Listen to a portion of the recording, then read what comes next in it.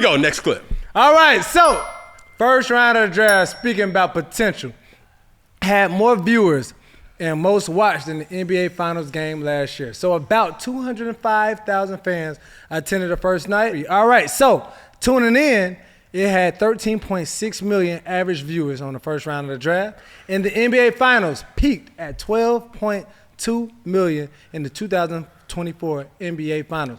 Boom. Yeah. Football is Here king. I go. Here I go. Here I go. Y'all looking for me. All y'all basketball pundits and baseball pundits, I ain't never seen no NBA draft garner this much attention. I ain't never seen no MLB draft garner this much attention. It's standing room only. And literally, you see, they say a picture says 1,000 words. Yes, I. So NFL is king. And don't act like it ain't. Y'all can say, man, well, basketball is a global sport. Baseball is an international sport. Man, shut up.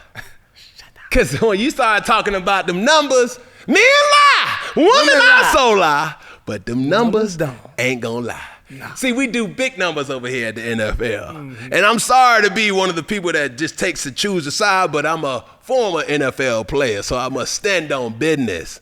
The Shield doing something right, Peggy. Yeah. Right there alone. Huh? Yes, sir.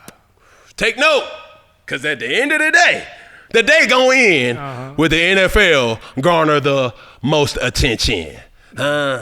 We have to chime in on some of the biggest picks. So you had Travis Hunter going to the Jags. What do you think about that, though? And they traded up to get him. I'm going to tell you the biggest fear that I have for Travis Hunter. What's up? Okay. Will he be focused in Florida? In Duval? I feel like he could be. No. I'm gonna give you some back office information. Okay, his family stays in Savannah. How far is Savannah from Duval? 3 hours. Okay. 3.5. May can get there 2.5, depending on what you're driving. He's been a known Florida boy. Yeah. That had his mark been made in Georgia. Now the distractions come by the Metroton. Yeah. Can he stay focused through it all?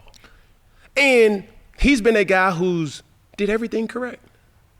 Contrary to what some believe, it's like, yo, he's did everything correct. We don't hear no riffraff about Travis Hunter. All right? Yeah. Can he stay focused? Because now it's been that type of energy where it's like, okay, they said it when they drafted him. It has been known that the Jacksonville Jaguars will allow Travis Hunter to play both sides of the ball. But I think that, though, like, I mean, even thinking about, obviously, he was at Jackson State. That's not a big city. You know, Colorado, what you going to do, snow out there? And then now with Jacksonville, like you said, it will be more distractions. But knowing Travis, knowing how serious and how much he loves the game, I think he's going to be so locked in.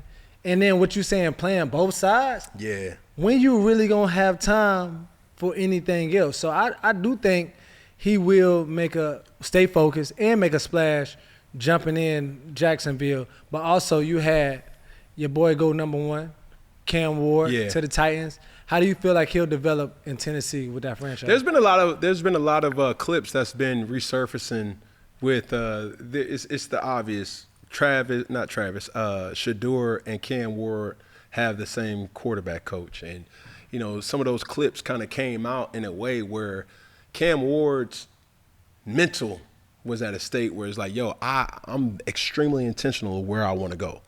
Dating back to his pro day, right, to him looking at the Tennessee Titans as to say, I'm your guy, right?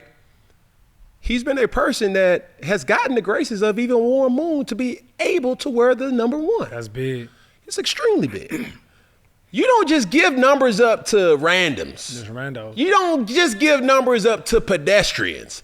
You just don't give numbers up to guys that aren't the guy. That's true. You feel what I'm saying? But he goes into a situation that obviously, even though, what was the quarterback before him? Will Levis? Yeah. So he's going into a situation, even though that they had Will Levis, hey, bro, your time is up. Day 1 starter. Yeah, Why we even waiting? Yeah. Because even in that quarterback room, he can't learn nothing from Will. Will ain't, you know what I'm saying, made no impact like that.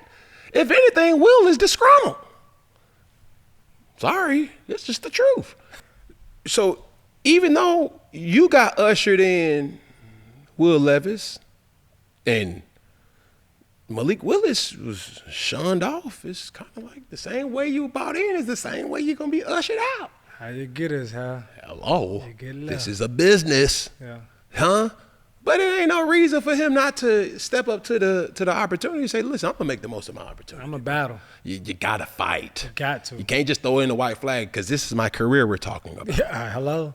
And Right. sometimes when you walk off that field, You never know how the dice may roll. you don't know if it's your last time. But with Cam Ward, he's definitely the king of the country city of Nashville. Huh? And we're going to see how he performs. I'm extremely excited. It's kind of messed up that I won't say messed up, but the storyline over the draft was Shador. Yeah, it just took away the spotlight for everybody. You know what I'm saying? It's like for the guys, like I remember when we was doing a live show, I'm saying to myself, and everybody kept asking, like, yo, Cam, what you think about Shador? What you think about Shador? I'm like, bro, he drafted, ain't he? Like, that's a blessing. Right. For as long as I can remember playing this game of football, it was for this day. Yeah. To be able to say you was drafted is a blessing in itself. So let's not harbor on, oh, man, he slipped in the draft and it's about this. It's like, bro, you take that opportunity off and he say, you know what, I don't want to be drafted when I'm drafted. Give it to somebody else. You know how many times somebody would have knocked on that door and say, man, listen, I will play for free. Facts. Right? But when you look at the whole dynamic of the draft, man, shout out to everybody who now is a part of the NFL, which is such a sacred fraternity, and can't nobody take that away from you. Yeah. Do right by your opportunity, and nobody cares what you've done. Nobody cares when you were selected. Nobody cares about, you know, who you are. They only care about how can you help this team win. Some other big splashes in the draft. The Giants grabbed Jackson Dart in round 1. Even Will Howard went in the 6th round to the Steelers. I know they're talking about they're still waiting on Rodgers. It's a big question mark there. And Isaiah Bond, he went undrafted. And then finally, Jalen Milroe went to the Seahawks, and he had a big message. But before we get to Jalen Milroe, I definitely want to break that down. Talk to me about this question mark with the Rodgers situation with the Steelers. Do you feel like A-Rod is going to end up there, or is like, did they really make the right choice by grabbing Will Howard? I think that, you know, and that's a tricky and slippery slope. Yeah. Because we're waiting and anticipating a person to do what we expect him to do. Yeah. And they might know some information that we don't know. We may not. But if you asking what the best fit is and what all roads and all fingers point to Aaron Rodgers becoming the Pittsburgh Steelers, he doesn't have any veteran in that room or any draft pick that should be a cause for concern. Yeah. It's like, yo, A-Rod, my boy, my guy, we need you in minicamp. Yeah. Huh? We got a big body Benz and a Bentley Bentayga at your disposal. In George Pickens and DK Metcalf. We don't think that Will Howard going to get that done. Because if that would have been the case, we would have took a quarterback sooner rather than in the 6th round. Hello. Goodbye. They know something, yeah. With that being said, it's like, hey, Rod, the ball in your court now, dog. What you waiting on? Mm-hmm. Here we go, next clip. So Jalen Milroe told the teams all of his weaknesses and was fine with it because it's like, y'all going to find out anyway if you're watching film. And for me not to take a snap in the NFL, of course I have weaknesses because I'm still growing as a player and a person. Yeah. What's your take on that? Like, you doing your interview. Lean into it. Yeah. Don't shy away. I'll say it again. Lean in. Don't shy away. Because they're asking you just to get a response to, are you going to take accountability? Yeah. Jalen Milroe is probably the most athletic quarterback in this year's draft. Bar none. You don't have a resume of playing at one of the most prestigious colleges in Alabama and not be critiqued heavily more than other quarterbacks. So if that question is posed to you, you don't say, well, I don't have no weaknesses. It's no, you know them, I know them. There's not a quarterback in this draft. There's not a player in this draft. There's not a player in football that doesn't have weaknesses. Yeah.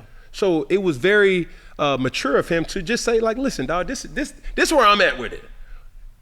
What you gonna do with it? I think the confidence and the understanding for any player is to always know what your weaknesses are and also know, what you need to always work on, because that's going to make you a better player. Do you think that affected his draft status? I don't think so. I don't think so. I think it would have been more, impactful if he, if the reports, and we don't know if this report is true or not, because everything that hits the internet or sources say, you don't know. I think it would have been more impactful if he would have lied about something, right? But at the end of the day, you don't know. Your destiny is in the hands of somebody else. Ask your door, right? Yeah. You don't know what other teams or other executives or other owners are thinking and what their thought process or what they in essence need, because we thought what was supposed to be the top 10 picks was supposed to be, and then I honestly could say, like, people were getting picked, and I'm like, hold on, wait. Even me. Who? Scratching my skin. You know what I'm saying? I'm saying to myself, I'm like, who is he? What school? Dang. Yeah. But it is what it is. They ain't make no mistakes, because obviously they did their research for every specific prospect in this year's draft.